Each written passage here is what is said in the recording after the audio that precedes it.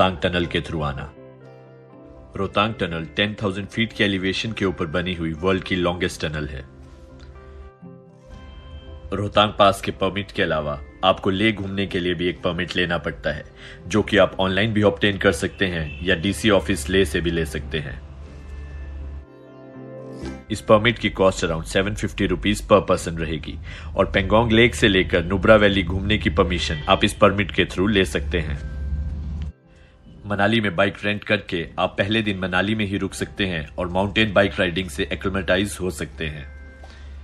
अब डिस्कस करते हैं कि आपको अपना डे वाइज ट्रिप कैसे प्लान करना चाहिए और हर दिन आपको कितने किलोमीटर्स ड्राइव करना चाहिए। मनाली से अपनी जर्नी स्टार्ट करने के बाद आप फर्स्ट डे जिस्पा तक जा सकते हैं और जिस्पा में एक नाइट स्पेंड करके अपनी जर्नी आगे कंटिन्यू कर सकते हैं। जिस्पा में आपको कैंपिंग, कॉटेज और होटल स्टे के ऑप्शंस मिल जाएंगे। और फर्स्ट डे जब आप मनाली से जिस्पा राइड कर रहे होंगे तो तांदी नाम की जगह पे आपको एक पेट्रोल पंप मिलेगा। इस पेट्रोल पंप पर आप अपनी बाइक्स के टैंक फुल करवा सकते हैं, क्योंकि मनाली से ले के रूट पर यह आपको लास्ट पेट्रोल पंप मिलेगा। और सजेस्टेबल ये है कि आप 10 लीटर्स के जेरी कैन में स्पेयर पेट्रोल कैरी करके चलें। अगर आप इस जर्नी पर जाते हैं तो आप अपनी बाइक का पंचर किट भी साथ में डाल सकते हैं। और अगर आपको कोई भी दिक्कत आती है तो हिमाचल और लद्दाख के लोग इतने अच्छे हैं कि वो आपकी हेल्प करने से पहले 2 बार बिल्कुल नहीं सोचते। जून से अक्टूबर के मंथ में मनाली से लेह लद्दाख के लिए बहुत ज्यादा एक्सपीडिशंस भी जाती हैं और इसका एक फायदा आपके लिए ये भी हो सकता है कि अगर आपकी बाइक में कोई भी दिक्कत आ जाए तो इन एक्सपीडिशंस में एक्सपर्ट मैकेनिक्स भी होते हैं जो आपकी हेल्प कर सकते हैं। लद्दाख वर्ड का लिटररी मीनिंग है the land of high passes, और ये सच में है भी, क्योंकि यहाँ पर बारालाचा पास, तंगलंगला पास, खरदुंगला पास और ना जाने कौन कौन से इतने ऊंचे ऊंचे पास हैं। और आप भी जब इन पासिस को क्रॉस करें तो एडवाइजेबल ये है कि आधे घंटे से ज्यादा यहाँ पर ना रुकें, क्योंकि इन पासिस की इतनी हाई एलिवेशन होने के कारण यहाँ पर ऑक्सीजन की कमी हो सकती है और आपको हाई ऑल्टीट्यूड सिकनेस का खतरा भी हो सकता है। इसलिए यहाँ पर ज्यादा देर ना रुकें और अपनी जर्नी को आगे कंटिन्यू रखें। थर्ड डे जिस्पा से अपनी जर्नी स्टार्ट करने के बाद आप सरचू या पांग इन दोनों में से किसी भी लोकेशन पर रुक सकते हैं। सरचू पहुंचने तक हम हिमाचल प्रदेश में राइड कर रहे होते हैं और सरचू क्रॉस करते ही हम यूनियन टेरिटरी ऑफ लद्दाख में एंटर कर जाते हैं। जिस्पा तक आपके पास जियो और एयरटेल 4G की दोनों पोस्टपेड और प्रीपेड सिम्स का बहुत अच्छा नेटवर्क कनेक्शन देखने को मिलेगा। बट जिस्पा क्रॉस करने के बाद आपको थोड़े बहुत नेटवर्क इश्यूज फेस करने को मिल सकते हैं और लद्दाख के रीजन में एंटर करने के बाद आपके पास 2 ही ऑप्शंस रह जाते हैं। या तो आपके पास BSNL की पोस्टपेड सिम होनी चाहिए या आपके पास एयरटेल की पोस्टपेड सिम होनी चाहिए। जहां पर भी आप रुकें वहां पर इंश्योर कर लें कि आप अपने वीडियोग्राफी और फोटोग्राफी गियर्स को पूरी तरह से चार्ज कर लें, क्योंकि रास्ते में इतने अच्छे अच्छे नजारे आएंगे कि आप उन मोमेंट्स को कैप्चर जरूर करना चाहेंगे।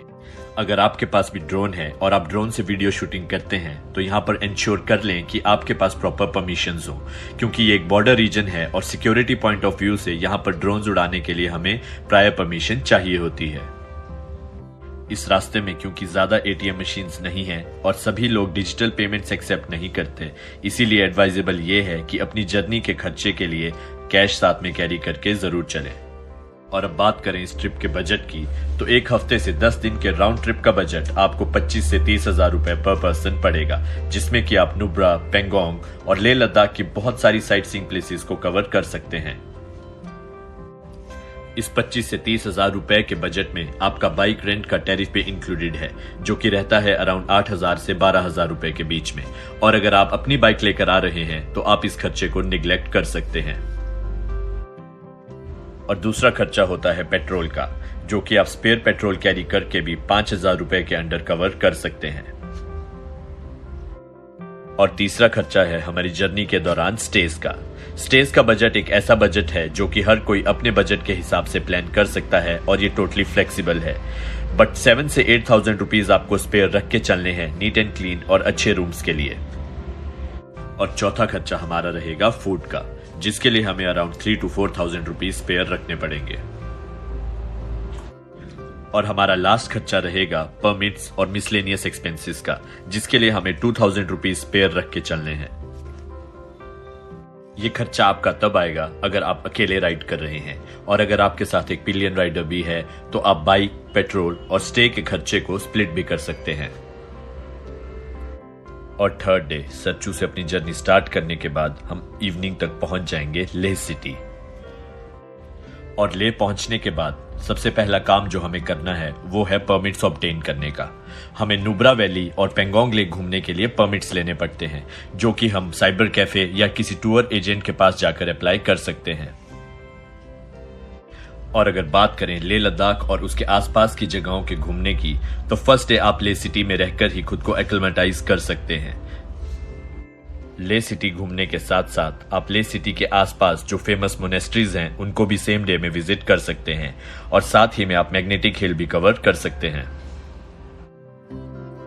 अपनी लेह लद्दाख की एक्सप्लोरेशन के सेकंड दिन आप पहुंचेंगे खरदुंगला पास। खरदुंगला पास वर्ल्ड का मोस्ट हाईएस्ट मोटरेबल पास है। खरदुंगला पास क्रॉस करके आप पहुंचेंगे हुंदर या नुब्रा वैली, जहां पे आपको डबल हम्प कैमल भी देखने को मिलेंगे। लद्दाख रीजन में आपको व्हाइट सैंड ड्यून्स एक ही जगह देखने को मिलेंगे, जो कि है नुब्रा वैली, और यहाँ पर स्टे के भी बहुत सारे ऑप्शंस हैं, इसलिए यहाँ पर एक रात का स्टे तो बनता है। एक रात हुंदर में रुकने के बाद और डबल हम्प कैमल की राइड लेने के बाद आप नेक्स्ट डेस्टिनेशन के लिए निकल सकते हैं, जो कि होगी पेंगोंग लेक।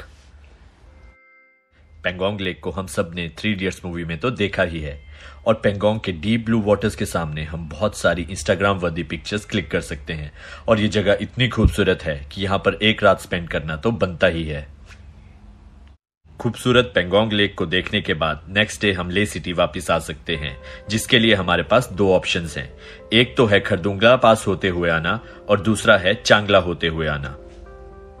चांगला पास का रोड एक थोड़ा लेस ट्रेवल्ड रोड है, और इसे वर्ल्ड के मोस्ट डेंजरस पासेस में भी गिना जाता है।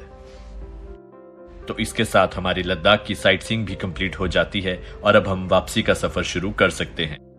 लेह से या तो हम सेम रूट फॉलो करके मनाली आ सकते हैं, या फिर कारगिल द्रास होते हुए श्रीनगर से भी एग्जिट ले सकते हैं। अपने लद्दाख ट्रिप की प्लानिंग से रिलेटेड अगर कोई भी क्वेरी अभी भी आपके माइंड में रह गई है, तो आप इस वीडियो में कमेंट करके भी क्वेश्चन पूछ सकते हैं, या फिर इस वीडियो के डिस्क्रिप्शन बॉक्स में दिए गए नंबर पर भी कांटेक्ट कर सकते हैं।